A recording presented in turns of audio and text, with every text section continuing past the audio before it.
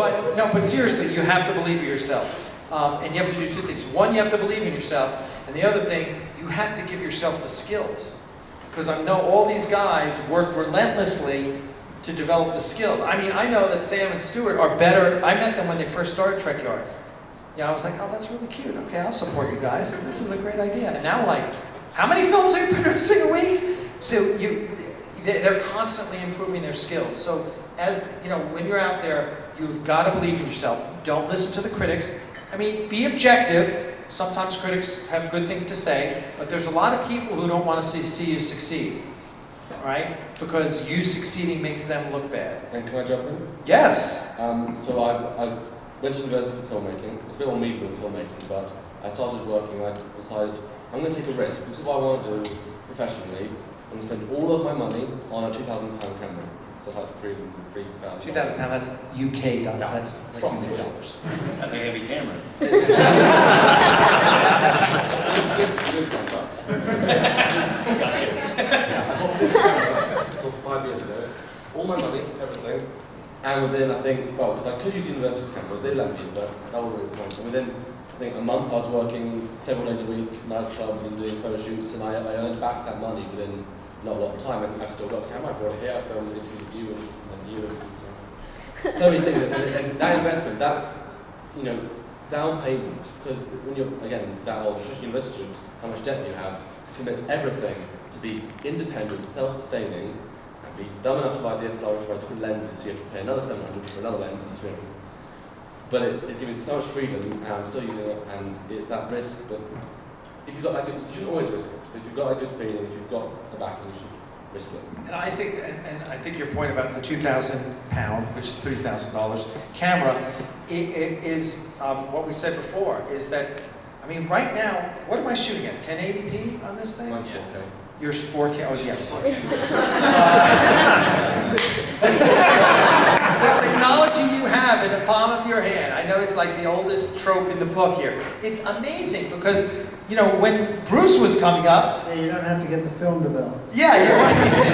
And the cameras probably cost $150,000 back then. Right now, use this. Don't, you know, yes, you can get a GoPro for $500, right? But you already have this. So start here, then get the GoPro, then move your way up. I mean, nowadays, when we're shooting, and I mean, there are movies being shot on red cameras that cost, what, $30,000?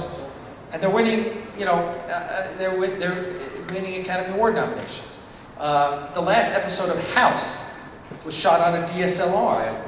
His exactly, your 5D? Yeah, on a Canon 5D. The last episode of you know, a really well-known TV show was shot on a Canon 5D that cost $3,000. So we call this the democratization of filmmaking. It really is changing it. It's changing it for the better for you guys. You have it so easy. Okay, enough of me talking. Questions, because you guys all have questions and you're here. So, yes, right there. Hello, I'm not gonna up, but so I can't help but notice when I look up there that you are all men. And my question is, do you think that there are unique challenges to being a woman trying to get into independent film? How about we ask my girlfriend, Crystal Hubbard, who does the Supergirl Unburdened fan film. She's sitting right there. Crystal, why don't you stand up and tell what the unique challenges of being a woman in filmmaking are? Okay. Come on up, come on.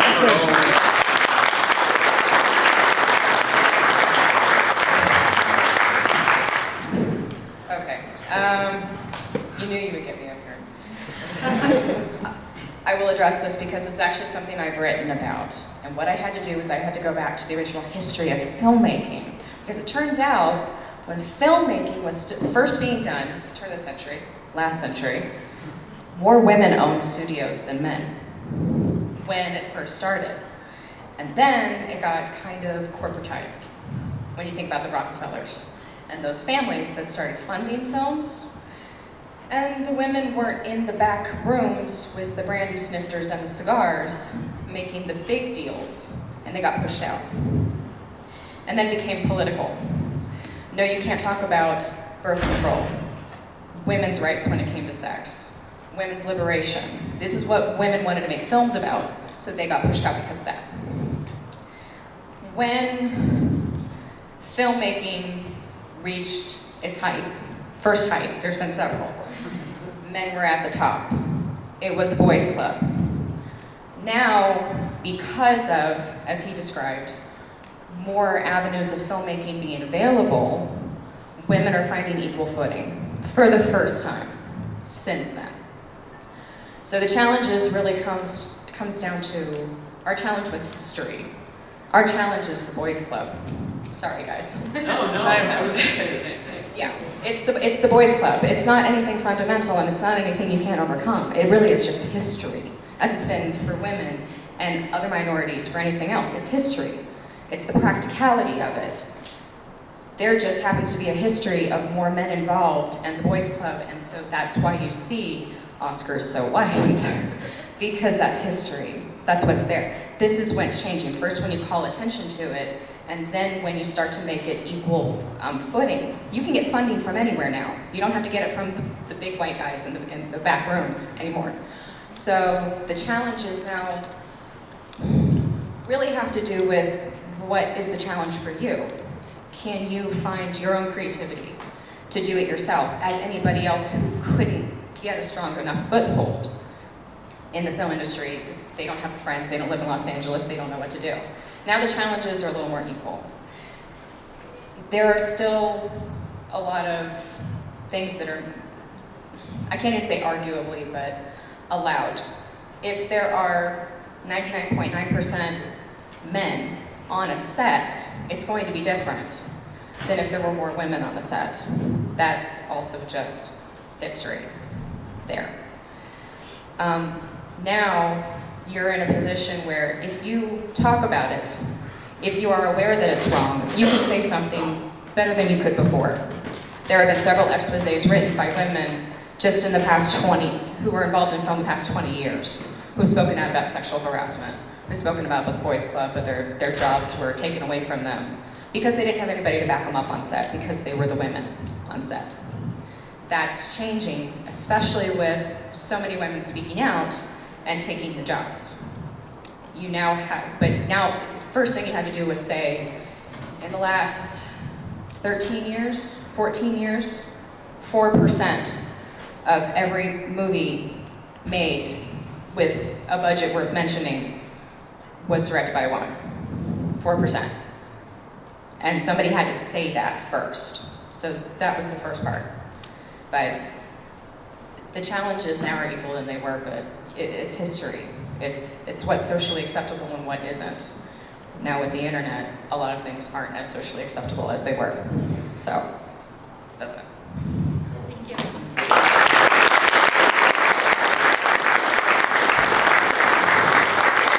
No, I just want to add to that. It's the fight, right? You know, you've got to fight for what you want, and there's definitely challenges. And I've hung out in the boys' club, and I've talked to people that are so bigoted and so dumb when it comes to like, oh, I don't want a woman editor, which is just, you know, and that's just the dumbest thought process that you could possibly have, right? To put sexuality in front of an art. And you got to fight through that, and you've got to kind of man up. If that makes, you know, that's a horrible thing to say, right? But you do. You've got to go into those rooms full of men and be a badass. And yeah, I think that's true. Maybe if you act like a victim, you're treated like a victim a lot of times. And so if you just go out and you take it, you take it. And I mean, almost all my sets have women in strong positions. Almost all my casts are more than half women. And I have crew members that are women all over the place. It's really important to me. So I just do it. But I don't do it as a soapbox thing. I just do it because they're the right person for the job. I also find that women leading characters are more interesting usually.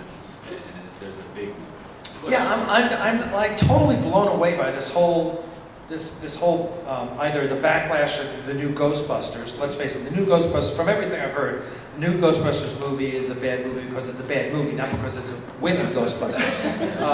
And people are complaining that, whoa, we have another female lead in a Star Wars movie. What's wrong with that? I mean, so what? It's a lead. It's not a man or woman. It's just a lead character. As someone who, one of my former careers was coaching professionally. I coached men's and women's volleyball at the highest level. I always treated everyone like athletes. I never treated them as a woman or a man. It was, you're an athlete, this is my expectations. And I assume it's you guys are treating your act, you know, if you're directing or whatever, you're treating your crews the same way. Your crew, your first AD. I don't care if you're a man or woman. I mean, and frankly, I like working with women because there's less testosterone. I'm more upset with Star Wars, all the characters being just like one-syllable names. That's all I'm thinking of. All right, great question. Thank you so much. Also, like he said earlier, acquire the skills, because it's all about the skills. If you have the skills to pay the bills, you're going to get hired in the position. Next, yes. All right, so taking gender out of it, if you're a newcomer, no matter where your background is, it's key to have someone take a risk on you, whether you're finding collaborators, whether you're finding people to hire for either cheap or free, whatever it is, what would you say is the catalyst in your stories? It's personal for everyone, I mean, it's not one size fits all situation, but what would you say your catalyst was for when you realized that someone was going to take a risk on you and maybe kind of, that's my statement. There's a question there somewhere. Yeah, I think your question is, to the panel, is who took a risk on you and why? Yeah, because it is a personal thing and it's Yeah, like who took a risk on you and I- why? Amanda, want to start off? I'm sorry, I'm always going to start this side of the map. Yes. It's the way we do. I always go into every audition that I have utterly prepared and utterly confident. And if you don't go into that audition or that meeting or that phone call prepared and confident with what you want to do with your life, this is the other part of filmmaking, by the way, is shameless promotion. Shameless, and thank you for doing that for me. The Circuit is my new film, by the way. And you guys can see the trailer tonight at opening ceremonies. Please come and check it out. It's all about you guys, and it's an exploration of 50 years of conventions and how weird they can be. I'll make it short and sweet. It's like Galaxy Quest meets Twilight Zone. So, where was I? Someone taking a risk on me. I started producing when I was 6 years ago. And speaking of taking risks, if you look at the back of the Circuit trailer, there's a bunch of actors on there that you know, right? And I had to approach these people and convince them that not only was my film going to be good, and they needed to believe in that, but they also needed to sign their name onto it and let me use their name to raise money, and I had no money to give them. So you have to have some things in your arsenal to show that you have, like I said earlier, the skills to pay the bills. I had a couple trailers to films that I had produced before. I had a couple of, I had a name as an actor. But I had a couple of really powerful trailers to films that I had produced before, and so I would show them, and then I would show a screenplay that I had written particularly for that actor, which always gets actors excited when you say, I have a screenplay written directly for you, I think you'd be fantastic in it, give it a read.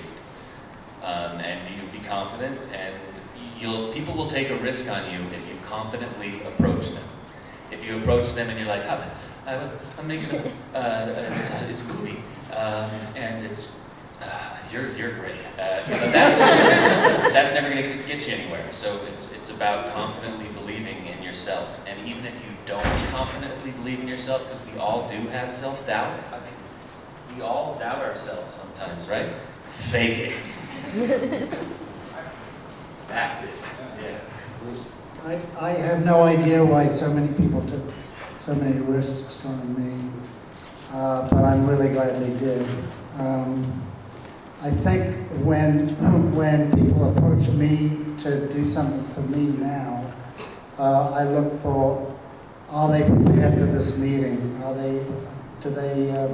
other words, if an actor comes in and they're like they're off book, and it's only a first audition, that shows to me that they really, they've really put some effort into what they're bringing me. So I think preparation for a meeting is good, and it is, once again, that self-confidence that you've got to fake. Yeah. Can I jump in? Of course you can. It's also about honesty, right? Yeah. Because I've gotten jobs in movies when I walked in and I said, the director said, what do you think of the screenplay? And instead of saying what you would normally, I didn't like it. And so I said, I don't think it's ready to shoot. I think it's a good idea, but I don't think it's ready. He's like, you're my man. Because I was honest, right? Because I showed him that I wasn't going to lie to him, that I was going to bring my best professionalism to the scene. I think we need a stronger script before we shoot. Now that'll either get you kicked out of the meeting, but be truthful, be honest. One time I even told a guy, I'm not right for this part. I'm just not right for this part. I am right for this other part, but I'm not right for this one. The bigger one, right? Right. The bigger part is what I was looking for. And I'm like, I'm not right for this lead role, but I am right for this little funny burglar guy. So I read the little funny burglar guy, and I said, look, I'm just not right for this cop guy.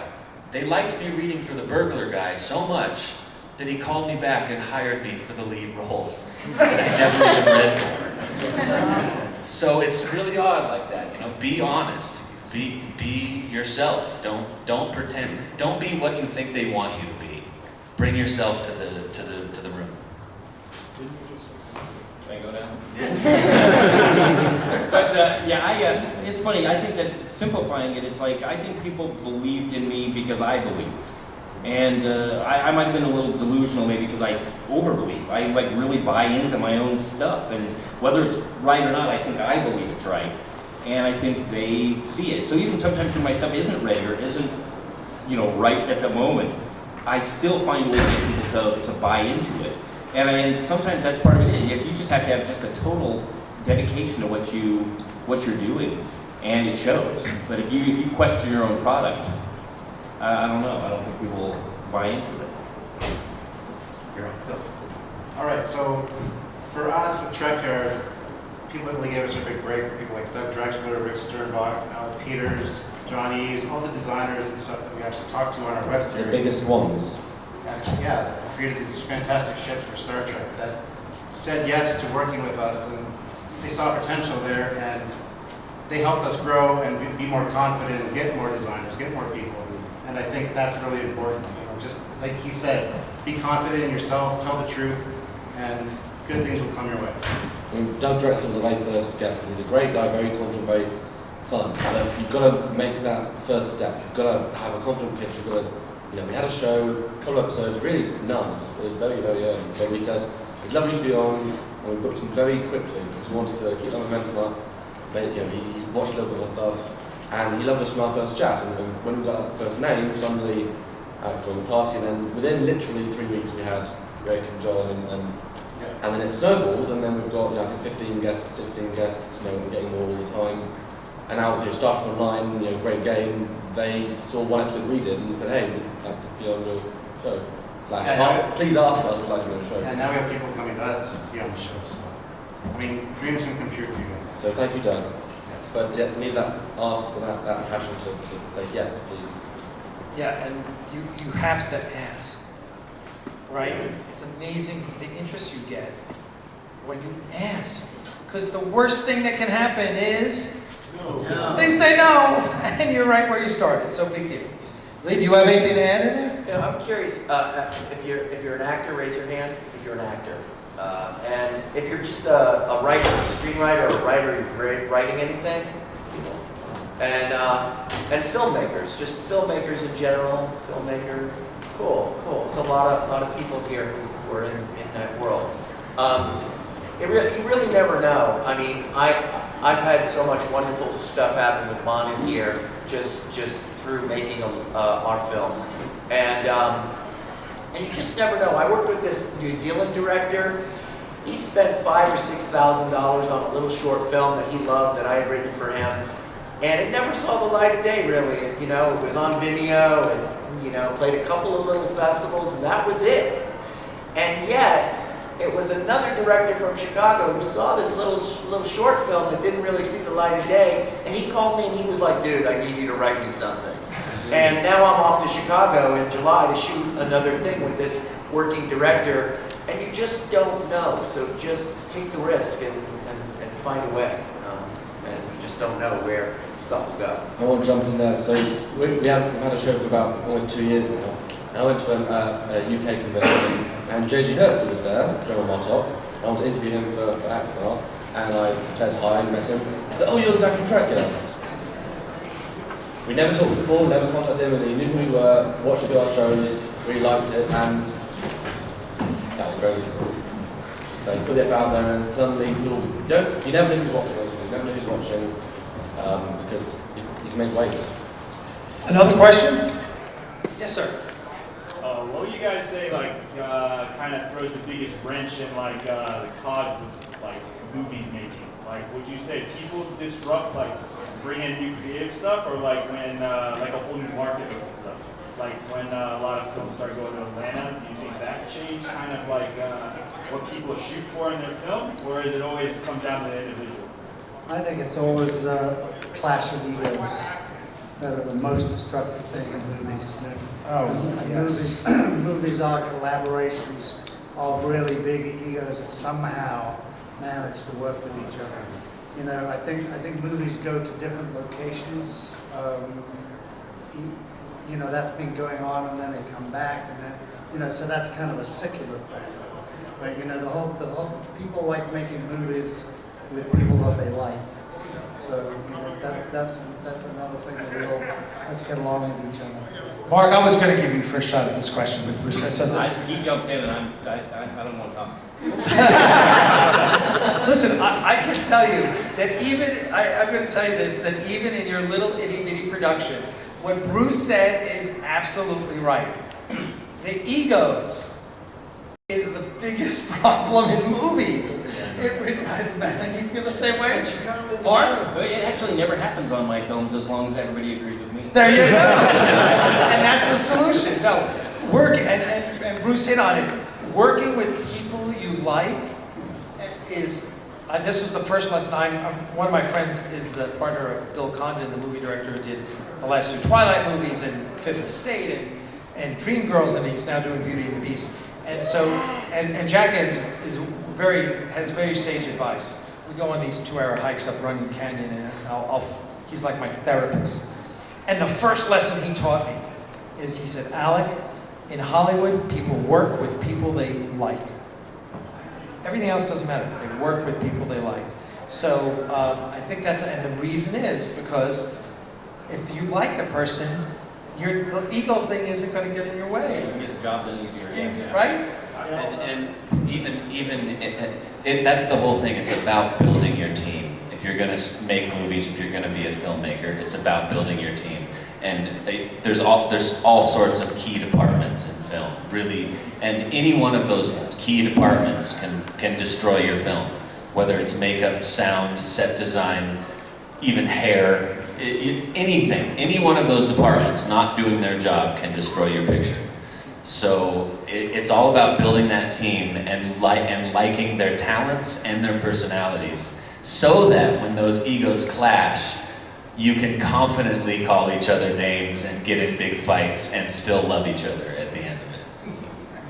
So you kind of carve out a team and kind of stick with them? Did you see, what's his name? He did Inception?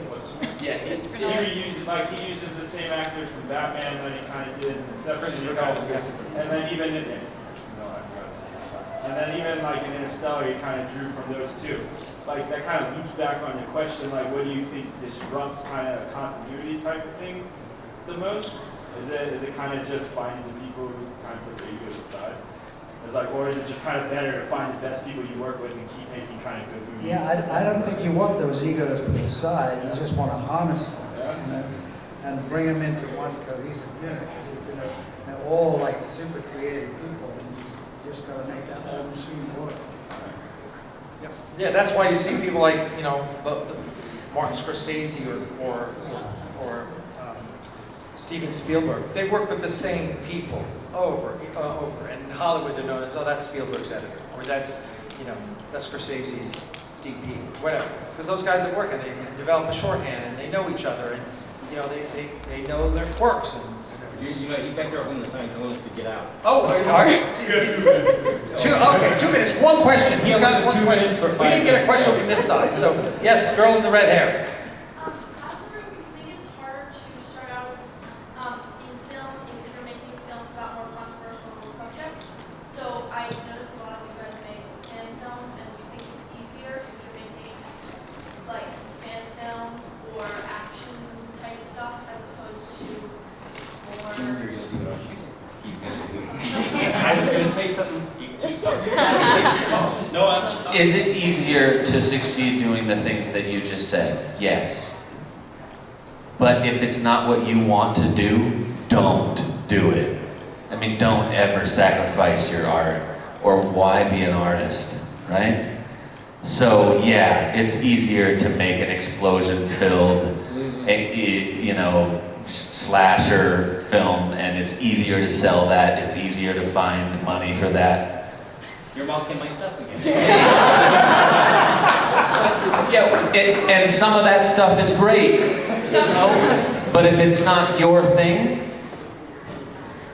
don't. Yeah, you gotta ask yourself the question, do you want to sell it or do you want to make a statement? I mean, a lot of times that's a key component. We never could have raised $1 million if we weren't doing a Star Trek fan film. But my goal wasn't to raise $1 million. My goal was to tell the story I wanted to tell. It just happened to be in Star Trek, because I love Star Trek and I've been a Star Trek geek for 50 years. And it just happened that we did really, really well, right? If I had wanted to tell, Adventures of Tintin story, I would have done that. And I wouldn't have raised $1 million, I would have raised like $5,000 for my mom and dad, because no one else cares. Whatever it is, the most important thing gets back to do what you love doing. If you really look at the film industry and you look at some of the award-winning films at Sundance or wherever, or short films that win Academy Awards, the topics are just so obscure, right? And you would never think anyone would do a movie about it, but one person with a vision had a passion, and they took that passion, and the passion is what makes it great. So follow your passion. And at this point, he's going to kick me out, and he's really big, and I'm not going to. He's coming in. Come, applause for everyone on this panel.